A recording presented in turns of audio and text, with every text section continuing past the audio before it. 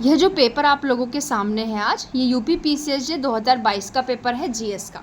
और यह आज मैं आप सभी के लिए लेकर आई हूँ इसलिए ताकि आप देख सकें कि जो 9 माइनर लॉज आपके ऐड हुए थे, ठीक है, जीएस के अंदर, उनसे प्रश्न कहाँ कहाँ से पुट अप हुआ है, ताकि आप ये देख सकें।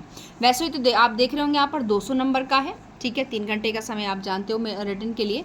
लेकिन यहाँ पर मैं पूरा बताऊँगी स्टेप बाय स्टेप कि किस पोर्शन से कितना, यानी कि कॉन्स्टी से कितना है, करंट से कितना है, हिस्ट्री से कितना है, आप लोगों का ज्योग्राफी से कितना है, ठीक है, साइंस टैक्स से कितना है। लेकिन आज का जो मेरा मेन पर्पज़ है वो ये 9 माइनर लॉज से है कि आखिर इनसे कैसे कितने नंबर का बना है और कैसे कैसे प्रश्न बने हैं। अब यहाँ पर आते हैं स्टेप बाय स्टेप, सारा पढ़ेंगे, ध्यान से देखिएगा। सबसे पहले आपको यहाँ पर क्वेश्चन नंबर 2 लिखा हुआ दिख रहा है। अब यहाँ पर दूसरी बात आप ये जाने, क्वेश्चन कहने के लिए 2 है, बट आप इसमें देखेंगे, देखिए 4 क्वेश्चन है इसमें, और इस दूसरे में चारों क्वेश्चन किसके, आपके माइनर लॉस के हैं। एक क्वेश्चन कितने का दिया हुआ है, हाँ आप देखेंगे, एक क्वेश्चन आप लोगों का कितने का है, 5 नंबर का दिया हुआ है। ओके, अब सबसे पहला हम देखेंगे कि पहला जो हमारा क्वेश्चन है वो है आपका कार्यस्थल पर महिलाओं के साथ जो सेक्सुअल हरेसमेंट है, रोकथाम, निषेध और निवारण अधिनियम 2013, उसमें पूछा क्या गया है, तो जो आंतरिक समिति होती है, ठीक है, यानी कि आपका इंटरनल कंप्लेंट कमेटी, वो होती क्या है, ठीक है, क्या होती है और उसकी संरचना क्या है, कंपोजिशन, उसके बारे में प्रश्न यहाँ से पूछा गया। मैं आपको यहाँ पर बता दूँ कि ये कहाँ दिया हुआ है, ये आपको देखने के लिए मिलेगा इस अधिनियम के सेक्शन 4 के अंदर। लेकिन पता है इसमें आप लोग को एक चीज़ और देखने के लिए मिलेगी, वो क्या है, वो ये है कि ज़्यादातर जो इस अधिनियम में आपके पूछे गए हैं ना, क्या पूछे गए हैं भाई क्वेश्चन, वो सेक्शन 4 से पूछे गए। मोस्टली आप ये चीज़ फोकस करना, ठीक है। तो यहाँ पर ये है, लेकिन इसका मतलब यह नहीं है कि हर बार इसी से प्रश्न आएगा। हो सकता है अगली बार आपका जो स्थानीय समिति कमेटी होती है, लोकल कमेटी, उससे प्रश्न आ सकता है। तो यहाँ पर आपको दिखाने के लिए है कि पता है इस प्रकार की जो कमेटियाँ या कोई भी ट्रिब्यूनल वगैरह अगर किसी अधिनियम में है, उसकी पावर्स, उसका कंपोजिशन, ये सारे आप लोग जो है तैयार करेंगे। तो यहाँ आपको पता चल गया पहला प्रश्न जो है आपका किससे पूछा है, इस अधिनियम से, और ये वाला प्रश्न पूछेगा। सेक्शन मैंने आपको बता दिया 4। ओके, उसके बाद हम आते हैं अपने नेक्स्ट क्वेश्चन पर, बी वाला। ये कह रहा है कि प्राचीन स्मारकों और मंदिरों पर मूर्तियों के संदर्भ में महिलाओं के अश्लील प्रतिनिधित्व निषेध अधिनियम 1986 की धारा 4 पर टिप्पणी लिखो, ठीक है। अब देखो पहले इन्होंने अपने आप भी सेक्शन खोल दिया, यहाँ पर भी सेक्शन 4 पर क्या लिखनी है, टिप्पणी लिखनी है। क्योंकि यहाँ पर है मोस्टली अगर कोई किसी आप कोई ऐसी चीज़ें, जैसे कि आपकी कोई कंप्यूटर हो गया, बुक्स हो गई, मैगजीन्स हो गई, इनमें अगर आप कोई ऐसी चीज़ छापते हो जिसमें महिलाओं का जो इंडिसेंट रिप्रेजेंटेशन होता है, वो इस एक्ट के द्वारा प्रोहिबिट किया गया है।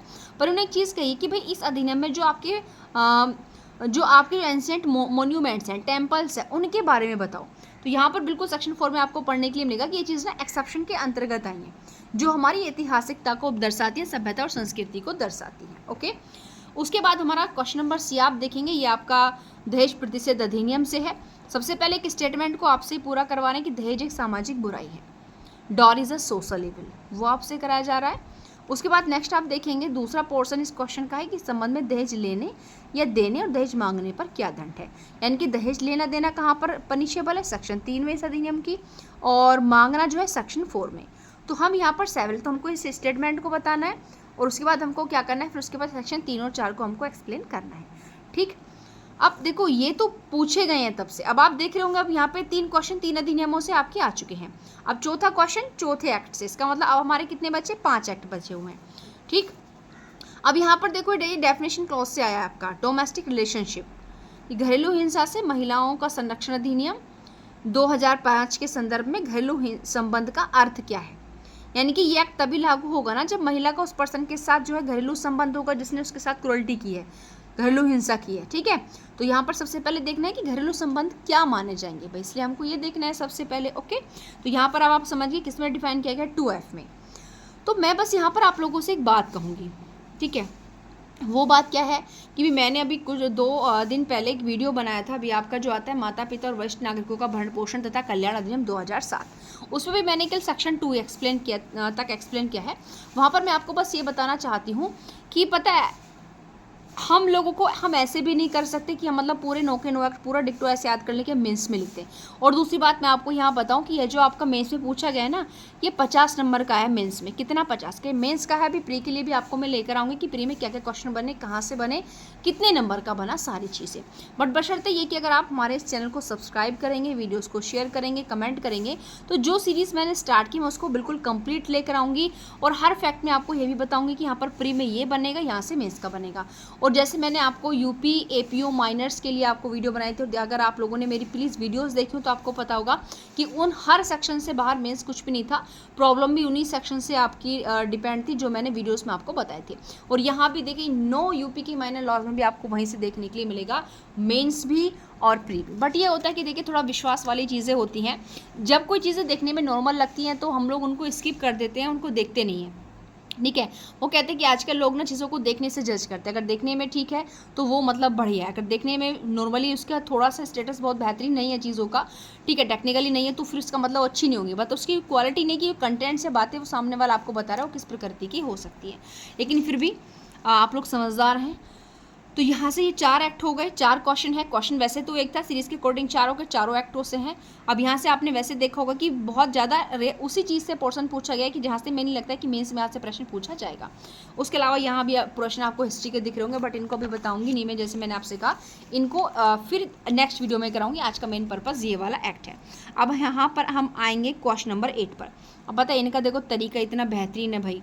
इन्होंने यहाँ पर क्वेश्चन नंबर 8 में आप आएंगे तो क्वेश्चन नंबर 8 में इन्होंने आप यहाँ पर देखेंगे 1 2 3 4 5, ठीक है, 6 और 7 8 9 10।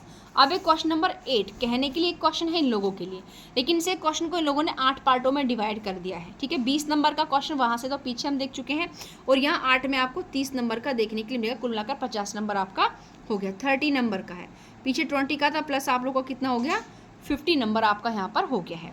ये 10 क्वेश्चन है 30 नंबर के। पहला आप देखेंगे, आप पहला प्रश्न है यहाँ से 3-3 नंबर के। ये भी बात आप याद रखना, पीछे वाले वो चारों क्वेश्चन 5-5 नंबर के थे। देखिए, माता पिता और वरिष्ठ नागरिकों का भरण पोषण कल्याण अधिनियम 2007 के तहत वरिष्ठ नागरिक कौन है। यानी कि यहाँ पर सिंपल, अब क्योंकि 3 नंबर का सिंपल पूछा है केवल कि सीनियर सिटीजन कौन होता है, तो यहाँ पर हमारा पहला ही एक्ट आता है। अगर आप यहाँ पर देखेंगे 2H में इसको डिफाइन किया गया है। सीनियर सिटीजन को कौन होगा, जो भारतीय नागरिक है 60 साल और उससे अधिक जिसकी आयु है वो सीनियर सिटीजन होता है। तो यहाँ पर इतना ही पूछा, ज़्यादा लंबा आपसे नहीं पूछा जा रहा क्योंकि 3 नंबर का है, तो इतना ही पूछ रहे भी कौन होते थे। 2H ही आप लोग को बताना, ऐसे नहीं कि फिर आप पूरी कहानी इसमें लिख डालो। नेक्स्ट क्वेश्चन है आपका दिव्यांग व्यक्ति। अब आप यहाँ पर देखेंगे पीछे 4 क्वेश्चन 4 एक्टों से थे, 5वां एक्ट यहाँ पर आ गया। अब 4 एक्ट बचे हुए, ये भी बात दिमाग में रख लेना अपना कि कोई सा एक्ट छूट रहा है, सबसे दे रहे हैं भाई, सबसे दे रहे हैं ये लोग। दिव्यांग, अभी दिव्यांग वाला आ गया। दिव्यांग व्यक्तियों के अधिकार अधिनियम 2016 में मतदान की पहुंच के संबंध में क्या अधिकार है। ये एक्ट हमारा जो है सबसे बड़ा आता है इन सारे अधिनियमों के अंतर्गत। इसका सेक्शन 11 इस बारे में बात करता है कि दिव्यांग व्यक्तियों का इस अधिनियम के अंतर्गत जो है मतदान तक पहुंच के बारे में क्या प्रावधान किया गया है। बिल्कुल उनको हर फैसिलिटी जो है अवेलेबल कराई जाएगी। उसके बाद तीसरा क्वेश्चन है हमारा पोक्सो एक्ट से, कि जो आपका एग्रेवेटेड सेक्सुअल असोल्ट है उसके लिए पनिशमेंट क्या है। पनिशमेंट पूछे केवल यहाँ पर सेक्शन 10 के अकॉर्डिंग, ठीक है, बट आपको पता होना चाहिए 9 में बताया गया है क्या होता है और 10 में इसकी क्या है परिभाषा। और यहाँ पर देखिए कि सज़ा पूछी है, डेफिनेशन नहीं पूछी है, ये बात भी आप ध्यान रख लें। पता चला कि आप पूरा 9-10 पूरा खोल के बता रहे हो। ओके, उसके बाद हमारा नेक्स्ट क्वेश्चन आता है, ये आपका PCPNDT एक्ट से है। ठीक, भ्रूण को कानून के अनुसार कैसे परिभाषित किया गया है, तो आप जो है PCPNDT एक्ट के सेक्शन 2BB में पढ़ेंगे कि भ्रूण से क्या मतलब है, क्या मीन्स भ्रूण से होता है। ओके, उसके बाद हम यहाँ पर आने वाले हैं, नेक्स्ट क्वेश्चन है हमारा ई। ये कहता है कि प्रेगनेंसी का टर्मिनेशन कहाँ पर किया जा सकता है लीगल रूप से। तो ये MTP एक्ट का क्वेश्चन है और सेक्शन 4 में हमें प्लेस देखने के लिए मिलता है कि वो कौन कौन सी जगह है जहाँ पर एक महिला जो है अपने कानूनी रूप से जो गर्भपात है वो करा सकती है। ओके, तो किस में दिया हुआ, सेक्शन 4 के अंतर्गत दिया गया है। तो सेक्शन 4 आप अच्छे से यहाँ पर रीड करेंगे। नेक्स्ट आता है हमारा देखिए, ये भी अब यहाँ पर देखिए क्या है, यहाँ पर ये जो MTP एक्ट हमने ऊपर पढ़ा था ना, इसकी फुल फॉर्म पूछ ली गई है। ठीक है, और उसके बाद आपकी पूछी गई है PCPNDT एक्ट। इसलिए एक बात मेरी याद रखना आप लोग, ठीक है, जो MTP एक्ट है इसकी फुल फॉर्म है the medical termination of pregnancy act. ठीक है, the medical termination of pregnancy act. PCPNDT की फुल फॉर्म अगर मैं आपको बताऊं तो इसका आपका आ जाता है the the pre conception and prenatal diagnostic techniques prohibition of sex selection act 1994। Okay, ये आपका इसलिए यहाँ पर आप मेरी एक बात ध्यान रखना। वो बात क्या है? वो बात ये है कि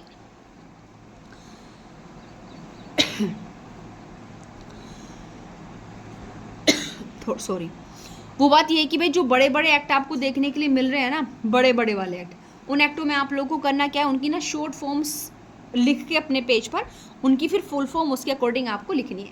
ठीक है, जो छोटे मोटे से लग रहा है उनको छोड़कर भी, वैसे तो अगर हम कोई काम करना चाहिए तो हमको अपने आप को ना बहुत ये नहीं सोचना चाहिए कि भाई हम लोग तो इसको कर ले जाएंगे। ठीक है, हमको उसको क्या करना चाहिए कि भाई हमको ना ये पढ़ना है, हमको ये नहीं आता।